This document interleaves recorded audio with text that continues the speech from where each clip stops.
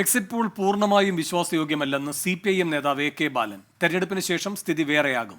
2014-ലും 2019-ലും മോദി അനുകൂല തരംഗമുണ്ടായിരുന്നു. എന്നാൽ ഇത്തവണ അതില്ലെന്നും AK ബാലൻ പറഞ്ഞു. എക്സിറ്റ് പോൾ പൂർണ്ണമായും വിശ്വസിക്കാൻ പറ്റുന്നതല്ല. 2014-ലും 2019-ലെയും തെരഞ്ഞെടുപ്പിൽ BJPക്ക് അനുകൂലമായൊരു വികാരം ഉണ്ടായിരുന്നു. പ്രത്യേകിച്ച് മോഡിക്ക് അനുകൂലമായിട്ടുള്ളൊരു തരംഗം ഉണ്ടായിരുന്നു. ആ തരംഗം ഈ തെരഞ്ഞെടുപ്പിലില്ല. ഇല്ലെന്ന് മാത്രമല്ല, തണുത്ത പ്രതികരണമായിരുന്നു പല സ്ഥലത്തും ഉണ്ടായിരുന്നത്. അപ്പോൾ സ്വാഭാവികമായും BJP വീണ്ടും അധികാരത്തിൽ വരും ഈ പറഞ്ഞ കാരണങ്ങളാൽ എന്ന് എക്സിറ്റ് പോളിൻ്റെ അടിസ്ഥാനത്തിൽ വിശ്വസിക്കാൻ സാധിക്കില്ല.